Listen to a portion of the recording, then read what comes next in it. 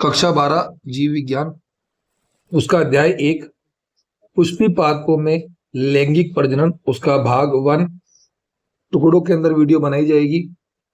सबसे पहले बात करते हैं इसकी भूमिका की, इंट्रोडक्शन की। इसमें हमारे को दिया गया है पुष्पी पादपों में प्रजनन की वह विधि जिसमें अर्धसूत्री विभाजन यानी मियोसिस के द्वारा निर्मित जनन इकाइयां युग्मक आपस में संयुग्मन करके द्विगुणित युग्मनज का निर्माण करती है, लैंगिक प्रजनन कहलाती है। कहने का तात्पर्य यह है कि पहले जो पौधा रहेगा उसकी जो कोशिका रहेगी, जो जनन करने वाली कोशिका है, वो अर्धसूत्री विभाजन करेगी। अर्धसूत्री विभाजन के द्वारा सबसे पहले जो है जनन की जो इकाई है यानी युग्मक का निर्माण करेगी, और दोनों की नर युग्मक और मादा युग्मक दोनों मिलकर के जो है द्विगुणित युग्मनज का निर्माण करेंगे। इस प्रक्रिया को जो है लैंगिक प्रजनन कहते हैं।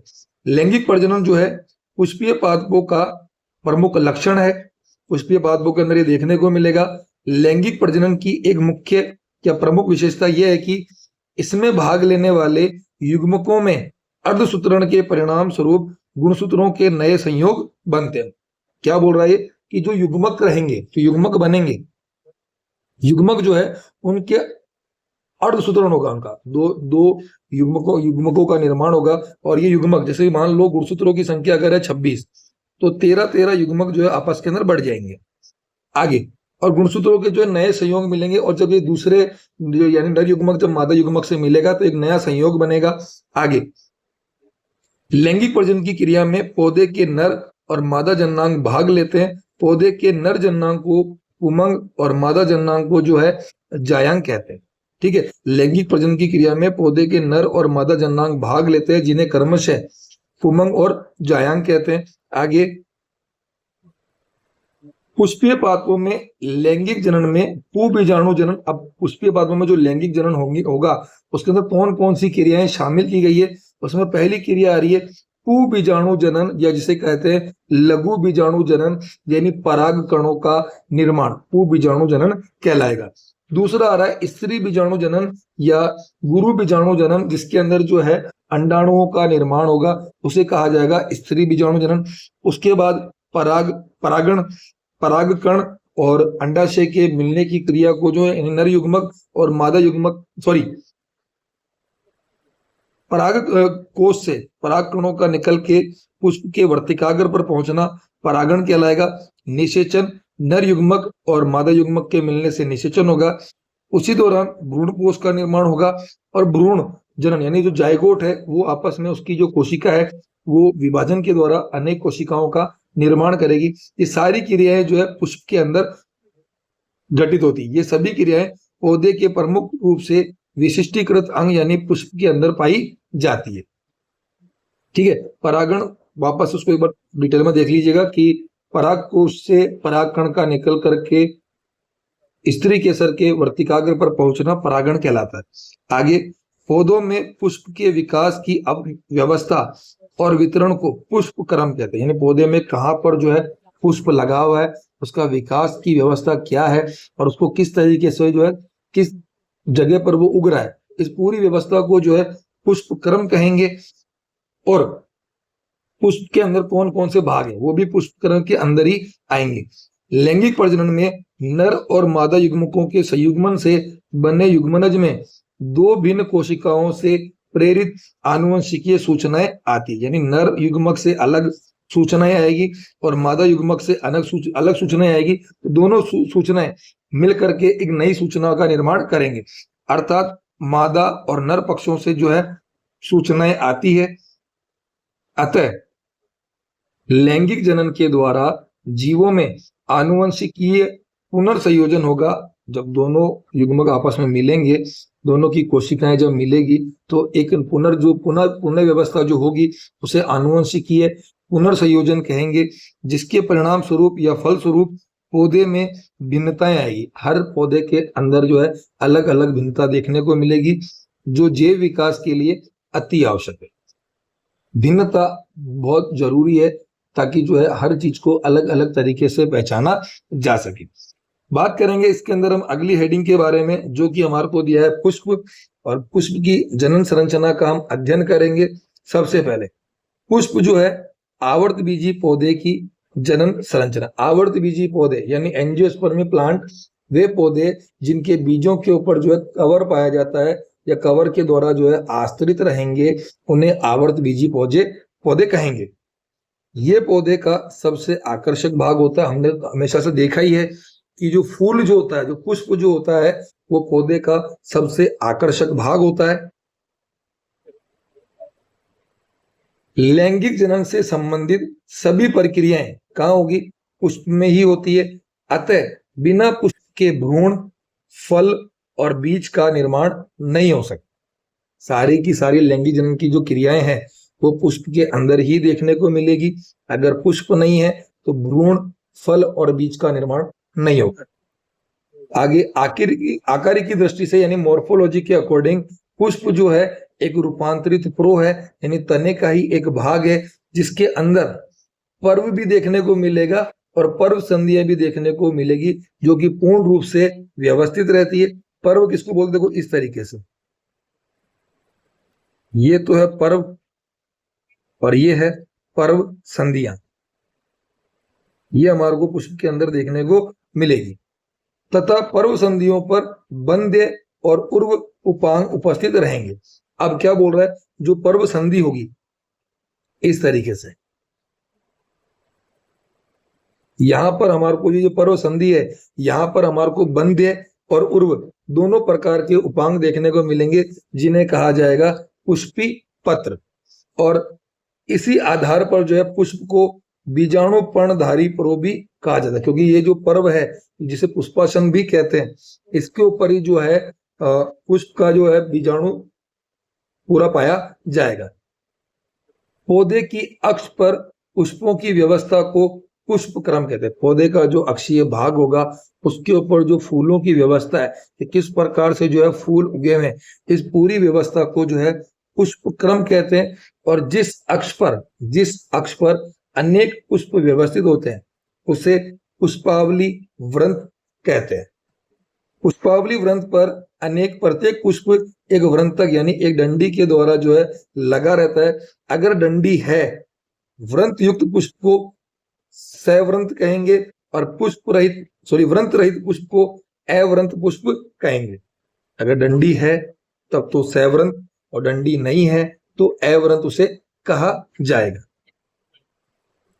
बात करेंगे पुष्प के भाग कौन कौन से हैं, तो यहां पर हमारे को देखने को मिल रहा है एक पुष्प में प्राय 4 प्रकार के पुष्प पत्र हमारे को देखने को मिलेंगे, जो पुष्प वृंत से दूरस्थ सिरे पर उपस्थित पुष्पासन पर एक निश्चित क्रम में व्यवस्थित होंगे। और ये जो पुष्पासन है जो कि पुष्प वृंत से थोड़ा दूर पाया जाता है, उसके ऊपर जो है एक निश्चित क्रम के अंदर जो है ये सारे की सारे जो है पुष्प पत्र हैं वो देखने को मिलेंगे। सभी प्रकार के पुष्प पत्र जो है रंग, रचना और कार्य में एक दूसरे से भिन्न होते हैं, अलग अलग होंगे तथा 4 चक्र में विन्यासित रहेंगे। हमारे को 4 चक्र देखने को मिलेंगे। चारों प्रकार के पुष्प पत्रों के नाम इस प्रकार है। पहला पुष्प हमारे को दिया है बाह्य दलपुंज, दूसरा पुष्प पत्र हमारे को दिया है दलपुंज, तीसरा पुष्प पत्र है हमारे पास या पुष्प चक्र है हमारे पास पुमंग, और चौथा पुष्प पत्र है हमारे पास जायांग। यहाँ पर एक पुष्प की फोटो दी हुई है जिसके अंदर हम एक ही चीज का अध्ययन करेंगे। यहाँ पर ये वाला भाग दिख रहा है इसे कहा जाएगा पुंकेसर।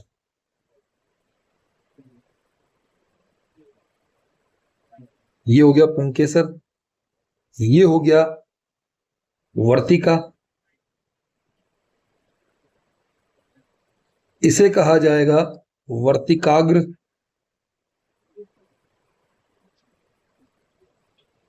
इसके बाद ये हो गया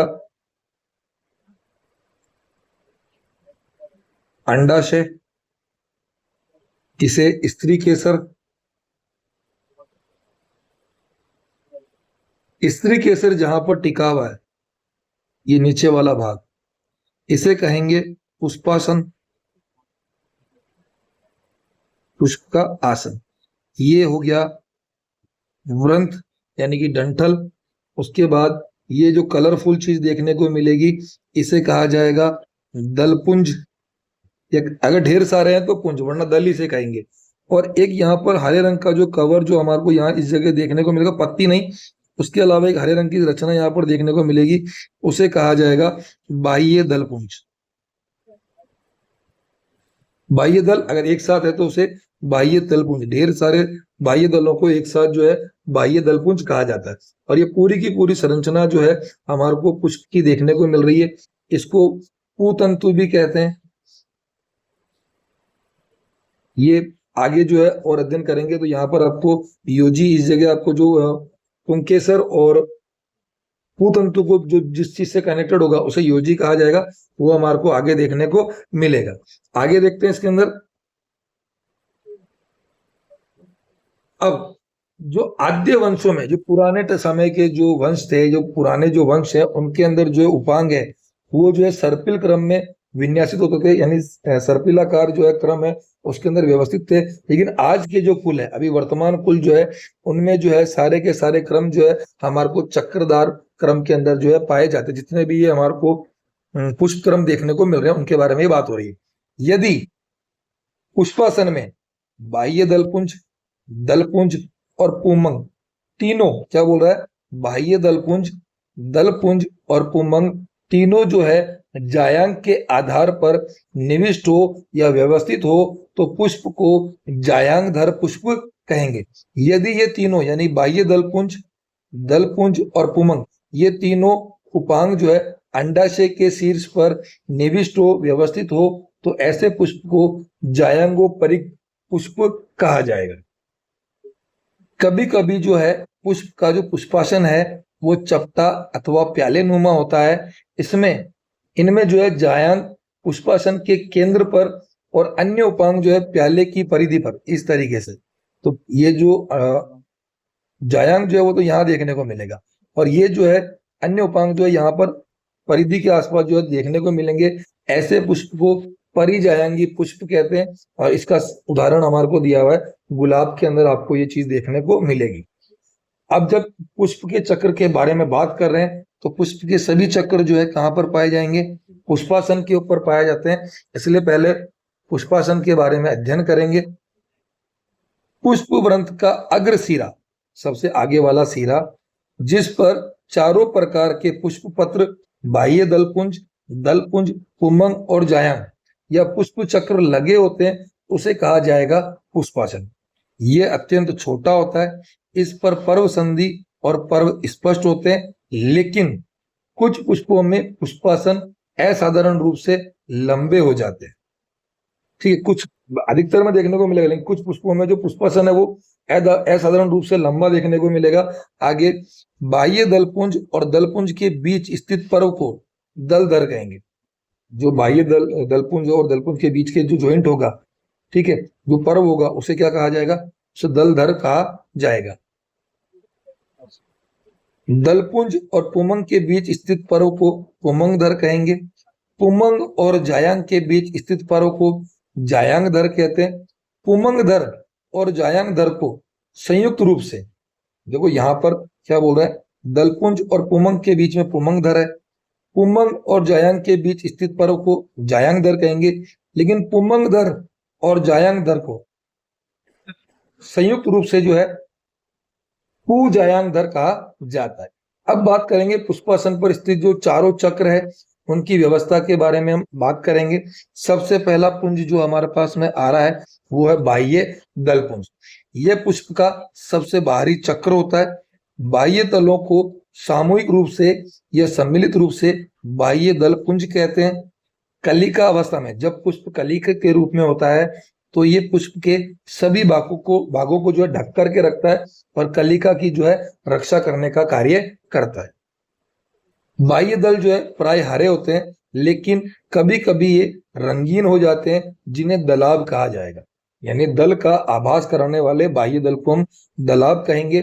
और इसके उदाहरण हमारे को दिए हुए हैं। आइरिस के अंदर हमारे को देखने को मिलेगा, ट्यूलिप के अंदर हमारे को देखने को मिलेगा, और ग्लेडियोलस के अंदर हमारे को ये चीजें जो है देखने को मिलेगी। अभी बाह्य दल के बारे में बात कर रहे हैं, तो बाह्य दल जो है कभी कभी जो है रोम के समान होते हैं। रोम यानी रोए, बाल के समान, और रोम गुच्छ कहलाएंगे। जब रोयों के समान यानी बालों के समान हो जाएंगे तो उसे रोमगुच्छ कहेंगे। तो ये हमारा रोमगुच्छ जो है हमारे को सूरजमुखी या सूर्यमुखी कुल के पौधों में, सिंगाड़े में बाह्य दल जो है कांटे में रूपांतरित हो जाता है। इसके अलावा बाह्य दल के बारे में क्या क्या बताया गया है, यदि बाह्य दल जो है पुष्प के खिलते ही गिर जाए, पुष्प खिला और बाह्य दल गिर गया, तो ऐसे बाह्य दल को आशुपाती बाह्य दल कहते हैं। यदि बाह्य दल जो है पुष्प के खिलने के कुछ समय बाद गिरते हैं, यानी पुष्प खिला और उसके कुछ समय बाद, हाथों हाथ नहीं, कुछ समय बाद अगर बाह्य दल गिर जाता है तो इसे पर्णपाती बाह्य दल कहेंगे। और कुछ पुष्पों के जो बाह्य दल हैं वो चिरस्थायी होते हैं, कभी भी गिर करके अलग नहीं होते, फल बनने के बाद भी लगे रहते हैं। उनके उदाहरण हमने देखे, टमाटर के अंदर जो ऊपर वाला जो डंठल होता है वो हरे हरे रंग का हिस्सा निकला हुआ था, वो मिर्ची, मकोई आदि के अंदर ये चीज देखने को मिलेगी। उसके अलावा पुष्प में बाह्य दल अगर अलग अलग होते हैं तो इन्हें पृथक बाह्य दली कहते हैं, और इसका उदाहरण है सरसों। यदि ये बाह्य दल जो है एक दूसरे से जुड़े हों तो इन्हें संयुक्त बाह्य दली कहते हैं, और इसका उदाहरण हमारे को दिया हुआ है बैंगन। पुष्प का दूसरा चक्र जिसका नाम है दलपुंज, ये पुष्प का दूसरा चक्र है जो बाह्य दलपुंज के भीतर की ओर स्थित होता है, और सभी दलों को सम्मिलित यानी सामूहिक रूप से जो है दलपुंज कहा जाता है। दलपुंज जो है प्राय रंगीन होते हैं, परंतु कभी कभी ये हरे होते हैं। ऐसी स्थिति में इन्हें बाह्य दलाभ कहेंगे। अगर हरा रह गया तो बाह्य दलाभ, और बाह्य दल अगर रंगीन हो गया तो उसे दलाभ कहेंगे। ठीक है। बाह्य दलपुंज की भांति दलपुंज भी आशुपाती, पर्णपाती या चिरस्थायी होते हैं। पुष्प में जब सभी दल पृथक पृथक होते हैं तो इन्हें पृथक दली कहते हैं, और पुष्प में जब सभी दल संयुक्त होते हैं तो उन्हें संयुक्त दली कहते हैं। बात करेंगे दलपुंज के अंदर, ये एक टॉपिक हमारे को देखने को मिल रहा है परिदलपुंज। कुछ पौधों में बाह्य दल और दल में अंतर नहीं किया जा सकता कि कौन सा दल है और कौन सा बाह्य दल है, अंतर नहीं कर पाते, तो ऐसी स्थिति में इन्हें सामूहिक रूप से परिदलपुंज कहते हैं, और इनके प्रत्येक पत्र को परिदल कहते हैं। अगर अलग अलग है तो परिदल, और सामूहिक रूप से एक साथ परिदलपुंज से कहा जाएगा। बाह्य दल के समान ये भी पृथक परिदलीय और संयुक्त परिदलीय हो सकते हैं। अगर एक साथ रहे तो संयुक्त परिदलीय, और अलग अलग अगर रहे तो इन्हें पृथक परिदलीय कहा जाएगा। ये दलों के समान रंगीन होते हैं तो ये दलाभ कहलाते हैं, और यदि ये बाह्य दलों के समान हरे रहेंगे तो इन्हें बाह्य दलाभ कहते हैं। परिदलपुंज जो है हमारे को ग्रेमिनी अथवा पोएसी और लिलिएसी कुल के पौधों में जो है परिदलपुंज पाया जाता है। तीसरा चक्र हमारे पास में आ रहा है, पुष्प क्रम का तीसरा चक्र हमारे पास में आ गया पुमंग। यह पुष्प का नर जन्नांग होता है। क्लियर। विभिन्न पादप जातियों में और वंशों में पुमंग में पुंकेसरों की संख्या निश्चित भी हो सकती है और अनिश्चित भी हो सकती है, फिक्स भी हो सकती है और फिक्स नहीं भी हो सकती है। पुमंग जो पुंकेसरों की संख्या जो है अलग अलग हो सकती है।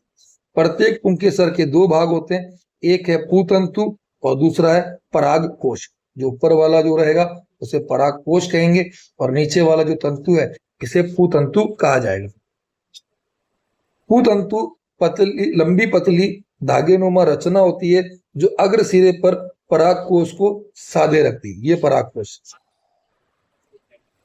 पराग कोश तंतु से योजी के द्वारा जुड़े रहते हैं।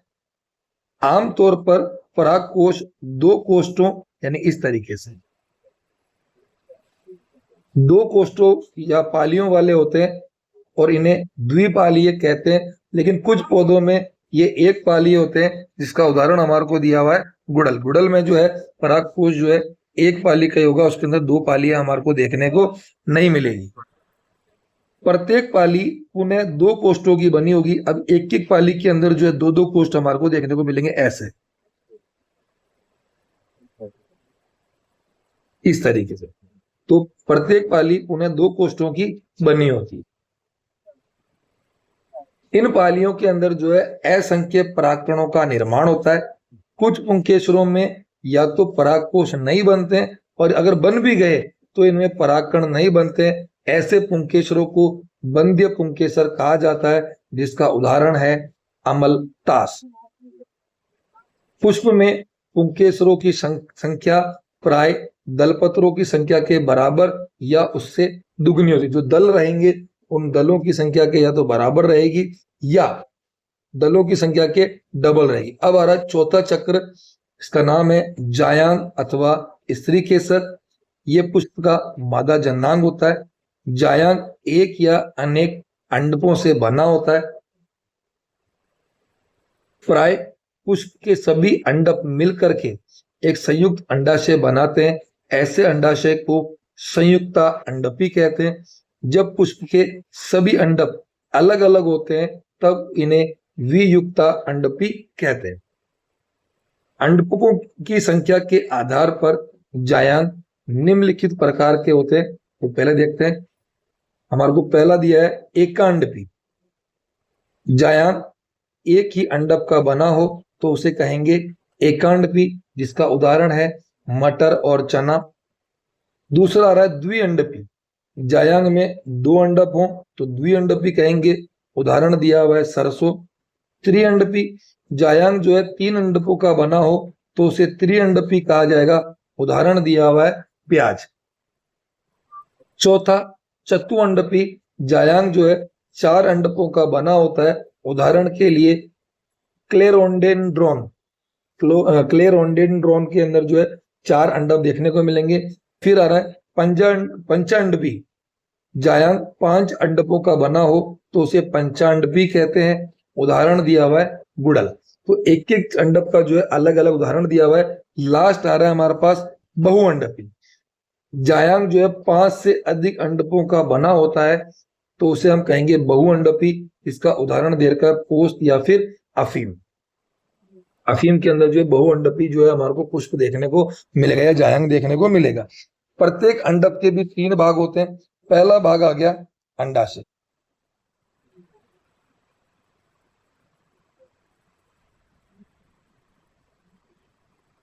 ये वाला भाग, ये है अंडाशय। अंडक के निचले फूले हुए भाग को अंडाशय कहते हैं। अंडाशय के अंदर एक गुहा होती है।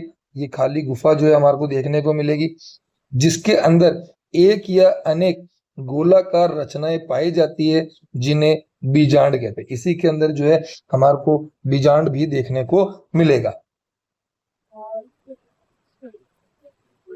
ये बीजाणु एक तंतु की सहायता से, या ये बीजांड जो है एक तंतु की सहायता से अंडाशय की दीवार से जुड़े होते हैं। इस जोड़ वाले स्थान पर मृदुतक कोशिकाओं का बना हुआ एक उभरा हुआ भाग पाया जाता है, जिसे बीजांडासन कहेंगे, जिसके ऊपर बीजांड जो है आपस में जुड़े हुए रहेंगे। अंडाशय का दूसरा भाग आ रहा है वर्तिका। ये वाला भाग ये वर्तिका है, और ये वाला भाग जो है ये कहलाएगा वर्तिकाग्र। अंडाशय के शीर्ष पर एक नलिकाकार रचना पाई जाती है, जिसे वर्तिका कहते हैं। ये अंडाशय से वर्तिका को जोड़ती है, वर्तिकाग्र को जोड़ती है। ये अंडाशय से वर्तिकाग्र को जोड़ती है। अंडाशय का ऊपरी भाग ही पतला होकर के वर्तिका का निर्माण करता है। अंडाशय का तीसरा भाग ये अंडक का शीर्षस्थ भाग होता है, वर्तिकाग्र। परागण के समय पराग कण जो है इसी पर आकर के गिरते हैं या लगते हैं। उसके बाद आ रहा है कुछ इसी टॉपिक से संबंधित कुछ अन्य महत्वपूर्ण बातें। ऐसे पुष्प जिनमें पुंमंग और जायांग दोनों उपस्थित हो उसे कहेंगे द्विलिंगी पुष्प। ऐसे पुष्प जिनमें पुंमंग और जायांग में से केवल एक ही अंग जो है उपस्थित हो उसे एक लिंगी पुष्प कहेंगे। एक लिंगी पुष्प में भी अगर केवल पुंमंग उपस्थित हो तो इसे पुंकेसरी पुष्प कहेंगे, और अगर एक लिंगी पुष्प में केवल जायांग उपस्थित हो तो उसे स्त्री केसरी पुष्प कहेंगे। अब मान लेते हैं कि एक पौधा है और पौधे पर पुंकेसरी पुष्प और स्त्री केसरी पुष्प जो है दोनों अगर एक ही पौधे पर लगे हों, यानी एक पौधा है उसी पर तो पुंकेसरी पुष्प है और उसी पौधे के ऊपर जो है स्त्री केसरी पुष्प है, तो ऐसे पौधे को उभय लिंगाश्रयी पौधा कहते हैं। पुंकेसरी और स्त्री केसरी पुष्प अगर अलग अलग पौधे पर लगे हों तो ऐसे पौधे को एक लिंगाश्रयी पुष्प कहते हैं या पौधा कहते हैं। अब आ रहे हमारे पास अगला टॉपिक, जो पूरा ये हमारे चारों चक्र हो चुके हैं, उसके बाद हमारे पास जो टॉपिक आ रहा है उसका नाम है पुष्प के कार्य। पुष्प लैंगिक प्रजनन में भाग लेने वाला रूपांतरित रो है। इसकी उर्वर पत्तियां यानी जो है पुमंग और जायन, लघु बीजाणुपर्ण यानी पुमंग और गुरु बीजाणुपर्ण यानी कि जायांग होती है, जिसमें पुमंग के अंदर जो है क्रमशः परागकोश और जायांग के अंदर जो है बीजांड होते हैं। परागकोश के अंदर परागकणों का निर्माण होगा और बीजांड में जो है अंडाणु यानी अंड का निर्माण होता है। अधिकांश आवर्त बीजियों में परागण की विधियों के लिए पुष्प जो है रूपांतरित होते हैं, जो है पुष्प का निर्माण देखने को मिलेगा। पुष्प के बाह्य दलपुंज और दलपुंज परागण की क्रिया में सहायक होते हैं, इसलिए बाह्य दलपुंज और दलपुंज को जो है सहायक अंग कहा जाता है और पुमंग और जायांग को आवश्यक अंग भी कहा जाता है। पुष्प परागण के लिए स्थान प्रदान करते हैं। परागकण अंकुरण और निषेचन की क्रिया को सफल बनाते हैं। पुष्प के अंडप का अंडाशय परिवर्तित होकर, अब जो अंडप है पुष्प के अंडप का भी कौन सा भाग, अंडाशय, जो परिवर्तित होकर यानी आगे चल करके फल का निर्माण करेगा, जिसमें बीज सुरक्षित रहते हैं। पुष्प के कुछ भाग जैसे कि बाह्य दलपुंज और अंडाशय के रूपांतरण फलों और बीजों के प्रकीर्णन में सहायक होते हैं। इसी के साथ ही हमारा जो भाग 1 है खत्म हो चुका है। भाग 2 से संबंधित वीडियो जो है कल अपलोड की जाएगी।